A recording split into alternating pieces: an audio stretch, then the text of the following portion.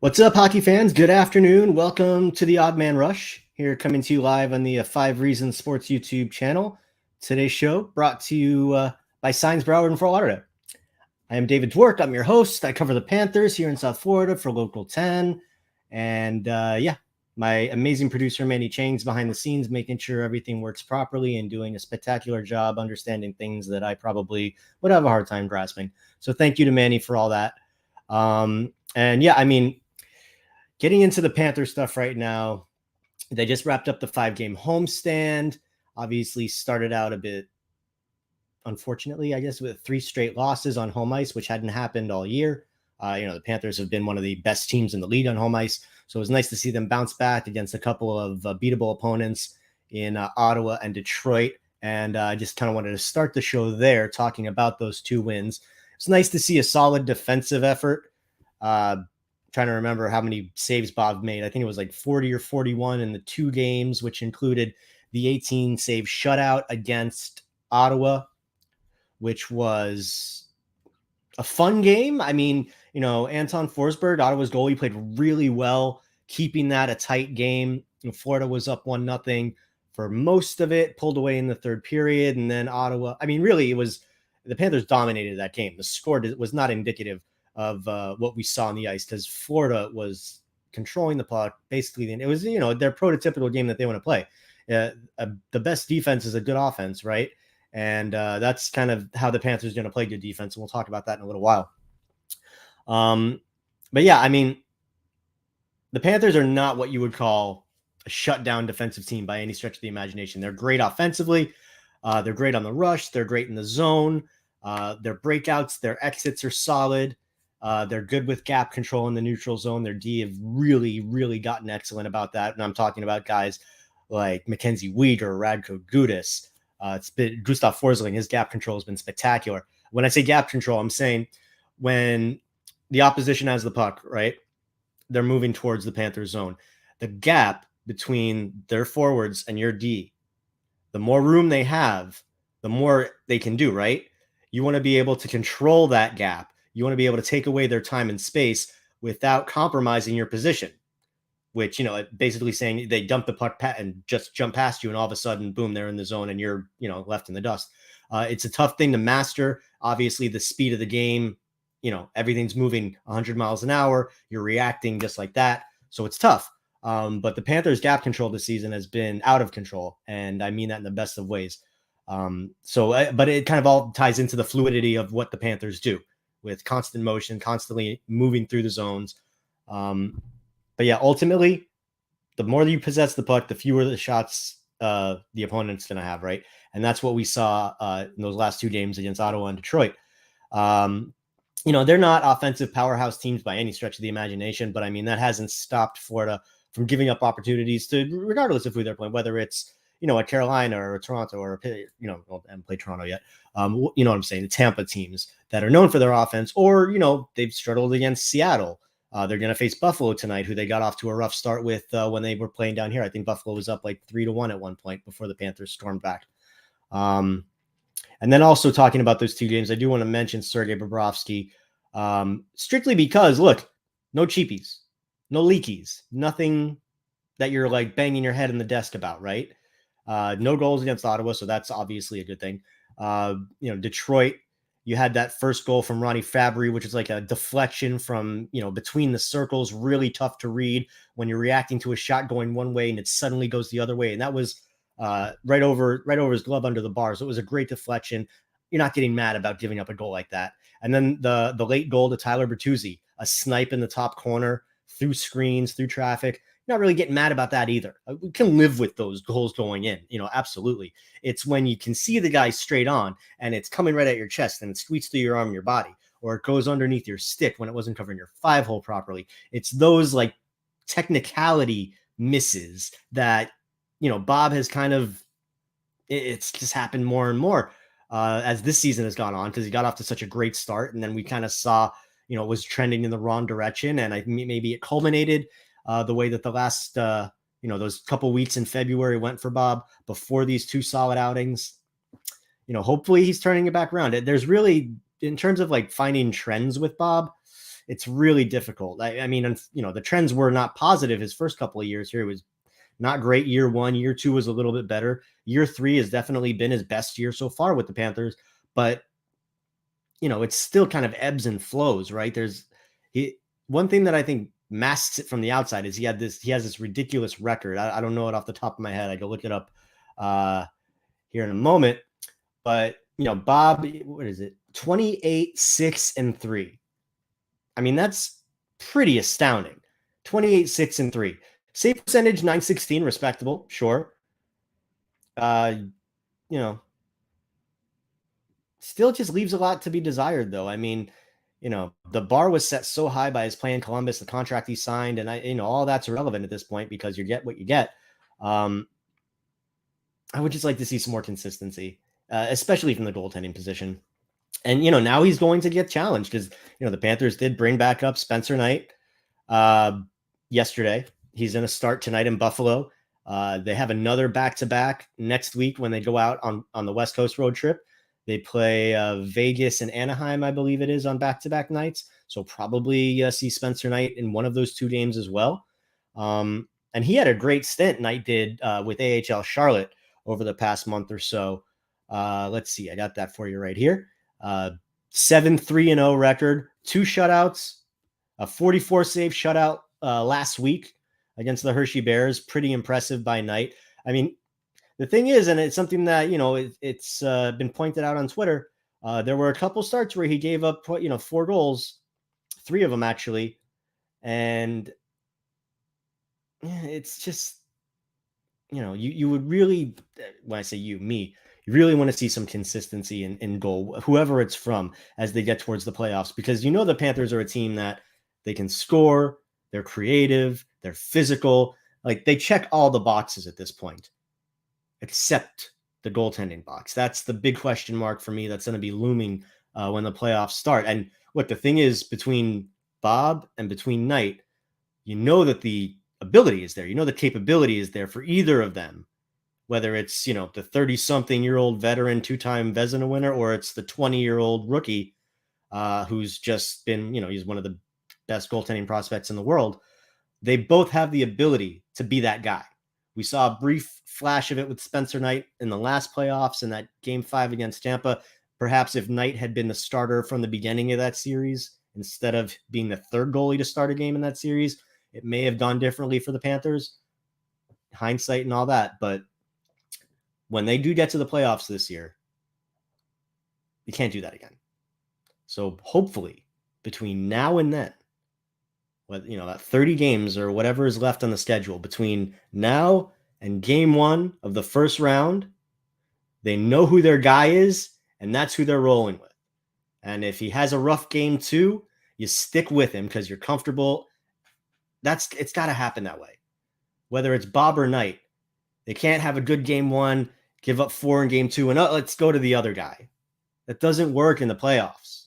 There's no tandem 1A, 1B in the playoffs. You need a guy to ride you through. And whether it's the guy you expected it to be, or whether it's somebody who, picked it up late in the season, you need one guy. Uno. In El Criso. That's it. So, anyway, talking about the roster, said, Spencer Knight called up. Room was made for him, and room was made for Petteri Lindbaum, the defenseman that the Panthers signed last week out of the KHL. Finnish defenseman had been playing with Jokerit Helsinki in the KHL. When the KHL resumed for their playoffs, Jokerit declined to participate in the postseason as part of a protest because of the war that's going on in the Ukraine. A lot of protests going on against Russia right now, and that was one of them. So Lindbaum was available, signed with the Panthers, signed a one-way deal, and really don't know what to expect, honestly. Like I went back online and I saw some clips of Finland's Olympic games because he played for Finland in the Olympics when they won gold, and congratulations for that. It's really hard to pick out just from a small sample size. So really anxious to see him on the ice. Hopefully get to see him in some practices soon. I know he practiced. He was on the ice for the morning skate today in Buffalo. Obviously he'll be skating with the team until he can crack the lineup whenever that might be. I wouldn't expect it to be in the near future. I wouldn't think it's going to happen this week. Maybe, when they get on the West Coast trip, maybe they can get him into one of those games. Not only has he not really played, he hasn't played any games since the Olympics. So that going a few weeks without a game is tough right there in the middle of a season. He's brand new team, brand new systems. He's traveling overseas. He had to go through customs. So that took a minute for him to get here. Just no idea what to expect. Maybe he becomes another Gus Forsling and he is a mainstay in the roster. Could be. I mean, it's an inexpensive signing. Whatever it was, $750 or $850K for the prorated for the rest of the season. So you're not really risking much. The rosters expand a week from today, right? Trade deadline? 2 weeks from today, excuse me, the 21st. We'll see. He's going to wear jersey number 40 also. I was trying to think of past Panthers to wear number 40. I didn't want to look it up. I was trying to think there certainly haven't been many guys that wore number 40. I guess that could be a challenge for those of you watching this right now or watching it back later to go and check it out. There's one guy who I'm picturing in my head, and I have no idea who it was. The name I know that I'm thinking of is Ivan Novoselicev, but that's incorrect because he wore number 39, which I definitely know. So I don't know why my brain is putting his name with number 40. Maybe a goalie wore 40 at some point. There's a few goalies out there that like to wear 40. I think Craig Anderson is either 41 or 31 when he was with the Panthers. Anyway, off on a tangent. Back to the roster. Ryan Lombard went on IR. It was announced yesterday, probably retroactive. He last played Thursday in that game against Ottawa, in which after the game I dubbed the Ryan Lombard hat trick, and he was on board with it. The Gordie Howe hat trick is the well-known goal, assist, fight. That's the Gordie Howe hat trick. So I said the third period he got the Ryan Lombard hat trick, which was goal, fight, hair flip. Because we love the Ryan Lombard hair flip. But I think that's something we can all agree on. That when Lomby's out there and he's throwing his fists around and his hair's in his face and everybody's fired up and he just gives one of those of the hair flips, it's an awesome moment. So that's what I called the Ryan Lombard hat trick, and he was on board with that. So we'll see if when he gets back off IR and starts doing what he does best, which is playing. I mean, Lombard is an anomaly, really, because this is a guy who, despite being my height, 5'8", he's a smaller guy. Maybe he's a little taller, 5'9". Now I got to look it up real quick. But despite being a smaller guy, I mean, he's fast as hell, which, he got that going for him. 5'9". Okay, Ryan Lombard is 5'9". So he's, small guy, fast as hell, not afraid to mix it up physically at all. I mean, look what happened in the Ottawa game against Josh Brown, who's a 6'2", 6'3". You remember when he was with the Panthers. And Lombard, not only did he not hesitate, but he took him down. It's just no intimidation whatever from this kid. He is the intimidating one. And, you wonder if part of that brawl that happened at the end of that Ottawa game, maybe he, tweaked something, whether it was, because it started with an open ice hit where the puck was nowhere to be found. If the puck was there, it would have been a nice, clean hit, but the puck was not there. So that would be called a dirty hit. Maybe not dirty, just it's a penalty, whatever. I mean, in the moment, the game is very physical. So you think there's a little dirty element to it when you look at the context. But, and then Ryan popped right up, went after Josh Brown. They fought. Ryan, hair flipped, pumping up the crowd on the way to the, seemed okay. But maybe taking a precaution, let him rest up a small injury. The Panthers could use the roster flexibility right now anyway, because now they were able to get Lindbaum on the active roster, and they were able to get Knight called back up without having to make any additional moves. So we'll see. They did waive Ole Levy, who was picked up by Detroit. I mean, look, he only played a handful of games for the Panthers. Obviously, the first round pedigree gets your attention, which is probably part of why Detroit's picking him up, because just a couple years removed from being a first round pick is Ole Levy. I mean, look, didn't see much from the kid, but he's still, he's a young guy. I think he's 20, 22 maybe. At the end of the day, the Panthers are so deep, and I mean, we've talked about it over and over. We've talked about how deep the Panthers are. They can afford to waive Levy and lose him. You hate to see it. Bruno said, selfishly, I hope he makes it through, but did not happen to be the case. So Ulevi gone to Detroit. Lomberg, IR, pops those 2 roster spots for Lindbaum and for Knight. Another guy, that you were thinking maybe could ease some of that roster flexibility was Maxime Mammon, just because he's waivers exempt for another handful of games before he has to pass through waivers. So there are some options there, but certainly, you never, ever want to see a guy get injured, especially a guy who has such a profound role as Ryan Lombard in terms of just trying to find, the positive, the glass half full. It does give the Panthers some much needed roster flexibility in the short term. Let's see here. All right, I want to talk about the power play, and then I want to get into the trade deadline chat. But man, this show's going by fast. And I do want to talk about the sponsor of today's show, who is Signs Broward, Fort Lauderdale. Look, hands down, this is the number 1 sign company in Broward County. Locally owned and operated. They specialize in custom indoor and outdoor signs. They got vehicle graphics that they can hook you up with, trade show displays, sign maintenance, you name it, they're going to help you out with it. They've got a ridiculously amazing and talented staff, and they're committed to bringing you full service, one-stop shopping for whatever you need. Custom signs, graphics, they've got you covered. Signs Broward offers one-on-one client consultations. They'll help shape the exact sign that you want, whatever you're looking for, however unique it might be, whatever graphic. They've got some great artists that can help you out. And then they'll help you install it, whether it's at your business, inside the business, outside, on your vehicle, whatever you need. They are a full service company. And as I said, window graphics, interior office signing. They do custom flags and banners. And they also do maintenance and repairs on signage as well. A lot of the signs that you see in Broward County, Las Olas Boulevard, Federal Highway, Signs Broward put those signs up.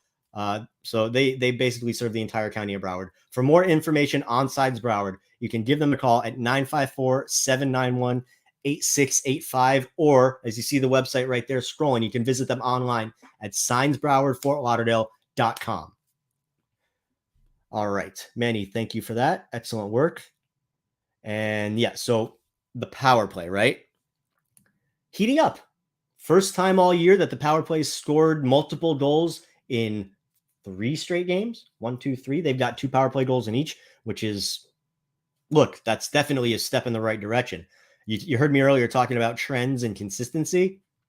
That's something that you'd really, it's almost like, how is it taking this long for the power play to not get going? So much talent between Unit 1 and Unit 2. I'm just thinking about, Barkov, Huberto, Ekblad, whoever you're mixing in and out of there, whether it's Bennett, whether it's Reinhart, whether it's Duclair. You've got so many skilled options. It's weird that it's taken a while to get going. The zone possession, spot on, right? They're moving the puck extremely well. They're keeping opposing players switching directions, which takes away their energy. They're staying on the ice longer, which, ultimately is why they're able to continue to have that pressure for like 70, 80, 90 seconds at a time. I love the motion. I love the fact that it's not just passing point to point, that guys are moving around, taking up different positions. There's not one designated bumper. There's not one designated crease guy. It's not just Ekblad at the top. They move around, which, obviously it's ideal. You want to keep those 4 defenders or whoever, is on the PK. You want to keep them thinking. You want to keep them from reacting. The struggle at times, and it's a challenge for a lot of teams, is getting through the neutral zone. It's something I talked to Aaron Ekblad about it last week after a Panthers practice. And the way he says it is he calls it extremely complicated. And this is a guy who does it for a living. So to understand what they're trying to, obviously you look at it and you say, oh, well, it's Barkov and Reinhart carrying the puck and it's going to be a drop pass from Eki. There's a lot more to it. You want to get the puck moving into the zone you want multiple guys moving over the line. You don't want to get into the zone, everybody standing still, and then you get it going. It wastes time. It allows the defense an opportunity to set up. If you can get everything moving through the neutral zone, if you can get the puck carrier and another 2 or 3 guys crossing the blue line at the same time, the defense are moving, they're not getting set. That gives you an opportunity to have options, whether it's from late guys crossing the line, whether it's getting a 3-on-2 down low real quick. The Panthers obviously have extremely skilled passers that make it happen. But it's not easy. The neutral zones can get clogged up. And I mean, we've seen it. It's what Florida tries to do to other teams. Teams try to do to Florida. They stack the blue line. They try to stop you. They try to get you to pause, to change direction. So I can definitely respect and understand that it's extremely difficult, but better late than never at the end of the day, right? I guess that's the message to take from this is they're getting it figured out at the right time of the year.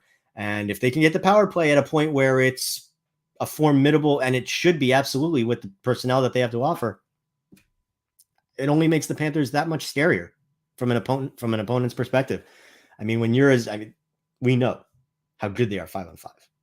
One of the best teams in the league 5-on-5, and they were that last year as well. If you get that power play going, it's going to really help mitigate what probably will be a bit of an offensive crunch once the playoffs start.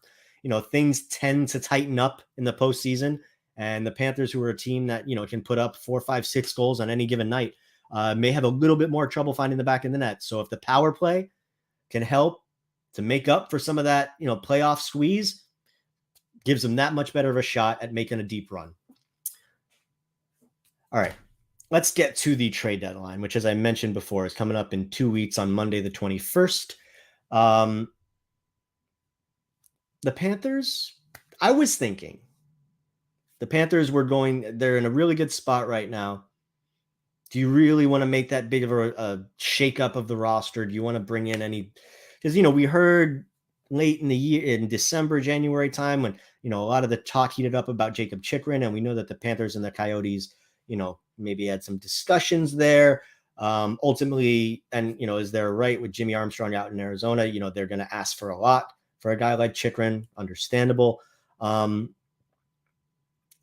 Things had quieted down, right? So I'm thinking maybe the Panthers are comfortable with where they at. Zito and his team are good. Maybe a little tweak here and there. Maybe we're going to add, another defenseman to shore up that, bottom pairing spot next to Brendan Montour.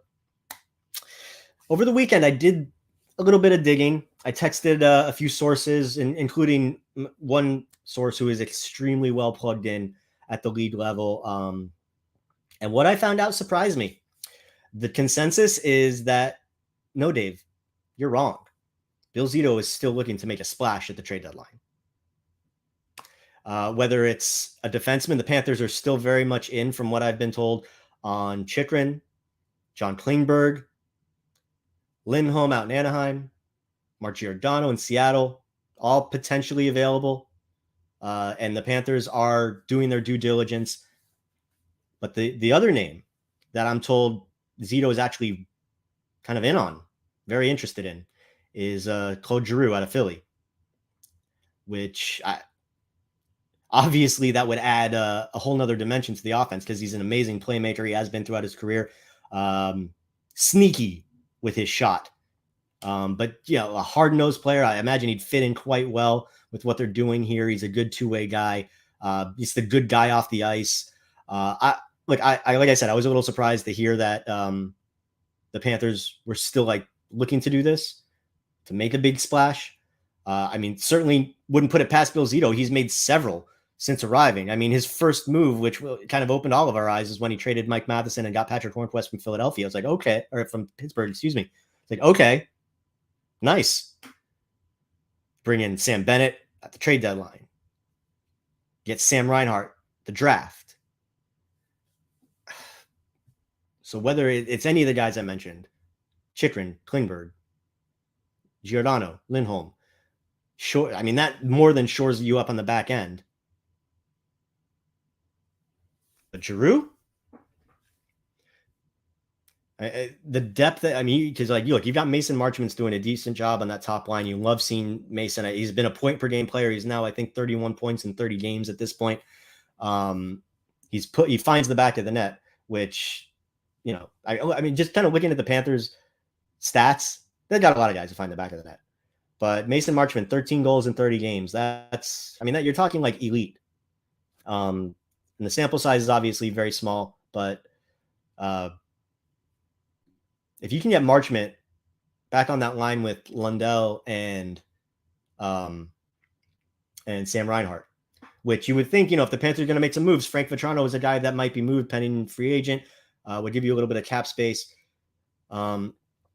but a Giroux on that top line with Barkov and Verhage. You got that middle line with, assuming you want to keep Duclair with the 9, 10, 11 line with Bennett and Huberdeau, just the options, the flexibility. Giroux is going to help you on your power play as well. And one other thing that I was told in terms of Giroux is that Philly is willing to eat some of his remaining contract as well, which will help, in terms of the cap. Because while after the trade deadline, there are no roster limitations, you're not, limited to just 23 guys. You do have to stay under the cap. So something to keep in mind there as well.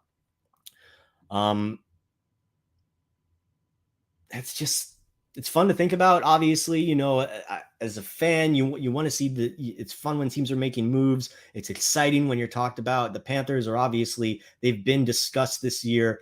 They've entered that upper echelon of, the best teams in the league. You're among the 4 or 5 best that there are. Out west, it's basically Colorado and, sneaking up Calgary. Vegas has fallen off a bit because they've had injury issues. Pacioretty, Stone, they've been out. But in the East, I mean, it's top heavy. Tampa, Florida, Toronto, Carolina, powerhouse teams. The Bruins are coming on big time the last few weeks. So you want to not only keep up, but you want to pull away. So, while the Panthers are a solid team right now, if Bill Zito and his staff want to go out and make another big move like this and bring in whoever they might get, a big name that's going to help this team, I mean, shit. Who are we to stand in their way, right? So, we got 2 weeks until the trade deadline, and we'll see what happens. But, in terms of other teams, while asking around, we talk about what's going on around the league, and, you think like the Blues are going to be busy. The Leafs are going to be busy. Carolina, those are 3 teams right there that are also looking to bolster up their defensive ranks. So, obviously the Panthers are going to be competing with other teams and offers as well. The Rangers, an excellent team this year. They're going to look to add some depth. I'm sure they wouldn't mind adding a scorer because they've relied on Igor Shesterkin, who may end up getting the MVP this year. He's been so amazing. So a little scoring depth for the Rangers could help. And the Bruins, they're always a team that's like in the mix for a big name. They brought in Taylor Hall. They showed up out of nowhere. I remember when in the Taylor Hall sweepstakes, and then brought him into Boston. So, yeah, I wouldn't put it past the Bruins, and I'm hearing that they're kind of considering their moves. And then also, like, Tampa is a team you always got to keep an eye on. The Minnesota Wild, they were a great team the first half of the year. They've struggled of late, so they could be trying to add a little bit of spunk to their roster as well. So it's going to be a fun couple of weeks. All right, before we wrap up the show, I did want to talk a little bit about the Huberdeau MVP conversation, just because, like, it's I see you guys on Twitter, and I see what's going on. I see that there's been some contentious conversations regarding maybe a lack of Huby love on the national sense. And I mean, look, the Huby for MVP, it was the, Roy Bellamy of the Lebitardin show. And we got that hashtag going. It's been, he's been amazing this year for the Panthers. Like, it's not even close in terms of like a points race on this team. Huberdeau's at 76 points in 55 games. A ridiculous 56 assists. But on top of that, having his best offensive year of his career, on top of that, he's also having the best defensive year of his career. He's playing shorthanded, playing well. His two-way play has been like head and shoulders above any other season he's had. His physicality has been great because he's winning puck battles on the boards. He's knocking guys off. He's become a well-rounded player. But when I think MVP, right, and he's certainly deserving. I think, like, at the end of the day, it always has to come down to, like, if it's which team is going to hurt the most when you pluck this guy out of the roster. Most valuable player to his team, right? So, if Huby gets plucked, if he gets hurt, obviously the Panthers, that would suck, but they could probably maintain. It's not like you just pack it in and go home. And looking at some of the other MVP candidates, you think, McDavid and Draisaitl and Edmonton. If you took one of them away, Edmonton's not a very deep team. They'd be in a lot worse shape without one of their 2 superstars than the Panthers would be, just because the talent level, the talent pool is a lot deeper in Florida. In Calgary, Johnny Gaudreau, Tkachuk, Lindholm, all having really good years, all have been talked about in the MVP conversation, but if you take any of them out of Calgary, the team probably, can still chug on. That's why I just keep going back to Igor Shesterkin. The Rangers are screwed if he gets hurt. If something happens to Igor, Georgiev is a decent goalie, but I mean, Shesterkin has been playing out of this world this year. I mean, he has entered the Vasilevsky conversation, big picture wise. This year, there's nobody having a year like Shesterkin, and the saves he's making it look easy. Also, I love watching him, and that's why I just keep going back to him. But the guy that that I haven't mentioned yet, that is right there, is Austin Matthews with Toronto. Just a great year for Austin. You love to see it. The American kid doing well up there, and you take him away from Toronto, and again, not as deep. They're going to struggle. John Tavares is not scoring like his usual self at all this year. So for me, it kind of comes. That's the criteria. That's where I draw the line in terms of most valuable player to his team. Matthews, Shesterkin, for me, are at the top of my list right now. And Huberdeau is in that conversation. He is absolutely playing MVP caliber hockey, but they all have the stats. There's always a group of guys that have those elite, high-end MVP type worthy stats. So my differentiator is which team is going to be suffering the most if that player is pulled out. On that note, I'm going to wrap up this episode of the Odd Man Rush. I want to thank all of you guys for watching and commenting and reaching out to me. It is very much appreciated. I want to thank the sponsor of today's show, Signs per Hour to Fort Lauderdale. Remember, you can reach them at signsperhourfortlauderdale.com or 954-791-8685. And again, major thank you to my amazing producer behind the scenes, Manny Chain, for all of his hard work and making sure the show goes off without a hitch and looks as good as it does. Until next time, guys, I'm David Dwork. I hope you all have a great week. The Panthers have a great road trip. I'll check in with you guys next time. I will be out west with the Panthers on their next road trip next week, so we got to figure out the timing and how to get the show on the air at the right time. But that'll be a lot of fun, so we'll have some reports from the road for you as well. Until then, guys, please take care of yourselves.